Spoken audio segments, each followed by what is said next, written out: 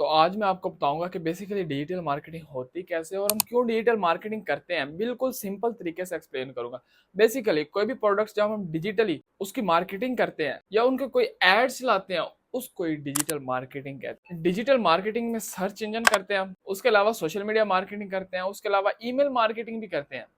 Social media marketing में WhatsApp, Facebook, Instagram, YouTube सब पे हम मार्केटिंग करते हैं। और ईमेल मार्केटिंग करते हैं। कोई भी कंज्यूमर या ब्रांड जब आपको प्रमोशंस की ईमेल भेजते हैं या अपने प्रोडक्ट्स की ईमेल भेजते हैं, बेसिकली वो ईमेल मार्केटिंग होती है। हम ये देखते हैं कि जब ट्रेडिशनल मार्केटिंग हो सकती है तो हम डिजिटल मार्केटिंग क्यों करते हैं। मतलब न्यूज़पेपर पे, टीवीज पे वगैरह पे हो सकती है तो हम डिजिटल मार्केटिंग ही क्यों करते हैं। बेसिकली डिजिटल मार्केटिंग में बहुत सारे पॉइंट्स आते हैं, जिनमें पहला लार्ज ऑडियंस। इसमें हमें लार्ज ऑडियंस देखने को मिलती है। हम एड्स वगैरह चलाते हैं, फेसबुक, इंस्टाग्राम, यूट्यूब पे एड्स वगैरह चलाते हैं, जिससे हमें बहुत सारी ऑडियंस देखने को मिलती है। बहुत सारी ऑडियंस हमारे स्टोर को विजिट करती है। मतलब जिस तरह हम इंस्टाग्राम, टिकटॉक वगैरह यूज करते हैं, इसी तरह बहुत सारी अवाम इंस्टाग्राम, टिकटॉक वगैरह यूज करती है। और दूसरा पॉइंट है टारगेटेड ऑडियंस। बेसिकली इन एड्स में, जो हम एड्स चलाते हैं डिजिटल मार्केटिंग में, इनमें हम एक ऑडियंस को टारगेट कर सकते हैं। यानी कि जो ऑडियंस आपकी चीज में इंटरेस्ट रखती है, आप उस ऑडियंस को टारगेट कर सकते हैं और उनकी तरफ एड चलवा सकते हैं। मतलब सब कुछ आपके हाथ में होता है। और न्यूज़पेपर पे आप ऑडियंस टारगेट नहीं कर सकते, ना टीवी पे ऑडियंस टारगेट कर सकते हैं।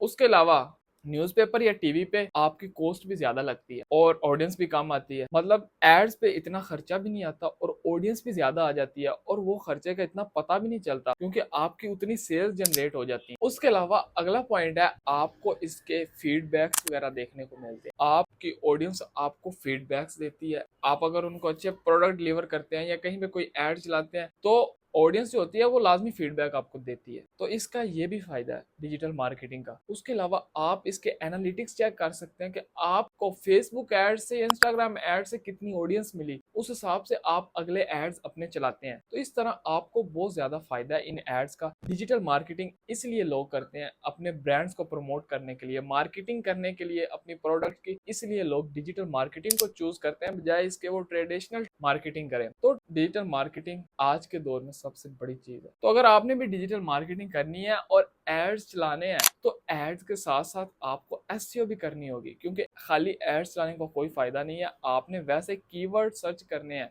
वैसे कीवर्ड आपने मेंशन करने हैं अपने एड्स में, क्योंकि जिस तरह से ऑडियंस कीवर्ड सर्च करती है, आपके भी वही कीवर्ड्स होने चाहिए। जैसा कि हम शूज सर्च करते हैं तो सबसे पहले अमेज़न या किसी और प्लेटफॉर्म के लिंक्स आ जाते हैं, तो वो एड्स के साथ साथ अपने एसईओ भी करते रहते हैं अपनी साइट्स की, इसलिए उनकी साइट्स टॉप पे रैंक होती हैं। तो अगर आपने भी एड्स वगैरह चलाने हैं तो उनकी साथ साथ वेबसाइट अगर आपने बनाई हुई है तो उनके साथ साथ आपने एसईओ भी लाजमी करनी है। तो अब मैं आपको डिजिटल मार्केटिंग का एक पूरा का पूरा रोड मैप बताऊंगा। सबसे पहले आपने अपनी एक डायरेक्शन सिलेक्ट करनी है, अपनी एक निश डिसाइड करनी है जिस डायरेक्शन में आपने जाना है। उसके बाद आपने अपने क्लाइंट्स को टारगेट करना है। मतलब शुरू में अगर आपको फ्री भी काम करके देना पड़े तो आपने करना है। ये नहीं देखना ये कि ये क्लाइंट मुझे कितना पे कर रहा है। आपने अगर फ्री में काम करके देना पड़े तो आपने देना है उसको। अगर आपका काम पसंद आएगा तो वो खुद ब खुद पेमेंट आपको कर देगा और आपका भी अच्छा इंप्रेशन उस पर पड़ेगा और आपको एक्सपीरियंस भी गेन होगा। तो ये चीज आपने लाजमी कर। उसके बाद आप फ्रीलांसिंग भी कर सकते हैं। मतलब आप ऐसे क्लाइंट्स के लिए भी काम कर सकते हैं जिनको एक्चुअल डिजिटल मार्केटिंग की जरूरत है और आपके पास अपना पोर्टफोलियो भी होगा उनको दिखाने के लिए। तो फ्रीलांसिंग के भी बहुत सारे प्लेटफॉर्म है जहाँ पे आप अपनी ये सर्विस दे सकते हैं